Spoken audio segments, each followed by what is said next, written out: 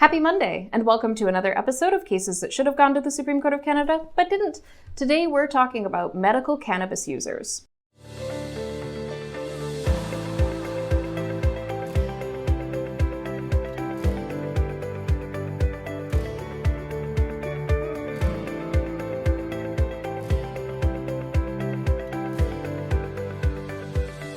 Cases that should have gone to the Supreme Court of Canada, but didn't. Heidi Chartron was charged as a result of selling cannabis directly from her grow to medical users. Although she was a licensed person who was permitted to grow cannabis and licensed to sell cannabis under the rules in Canadian law, people who are patients and use cannabis for medical reasons cannot purchase their cannabis directly from growers. They must still go through Health Canada. And there are a number of barriers to obtaining medical cannabis through Health Canada. It increases the cost and it limits the amount of selection that individuals have to find the right strain and the right dosage that works best for them. Unfortunately, Ms. Chartron made the decision to sell directly to patients to try and address these deficiencies, and then attempted to challenge the law on the basis that it was unconstitutional and a violation of the right to life, liberty, and security of the person. Unfortunately, she was unsuccessful. The Supreme Court of Canada denied leave to hear the case and unfortunately failed to resolve a very important issue.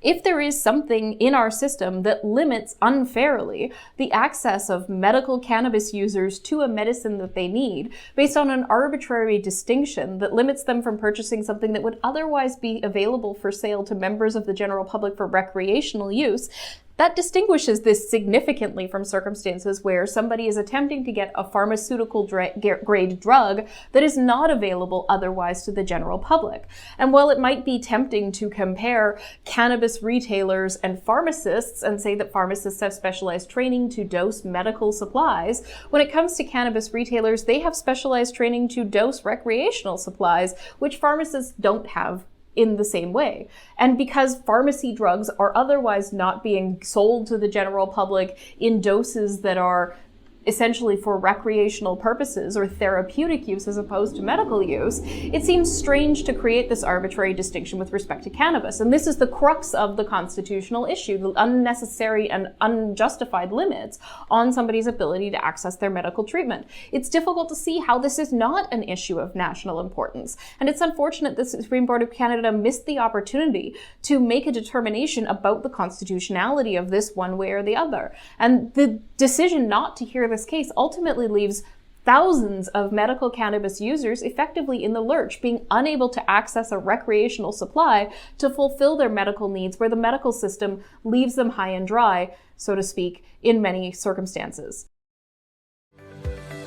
Cases that should have gone to the Supreme Court of Canada, but didn't. Thank you for tuning in to another episode of Cases That Should Have Gone to the Supreme Court of Canada, but didn't. I'm Kyla Lee at Acumen Law Corporation. Thank you to Brazenbull Creative for putting together these videos. Please like, subscribe, and share with your friends.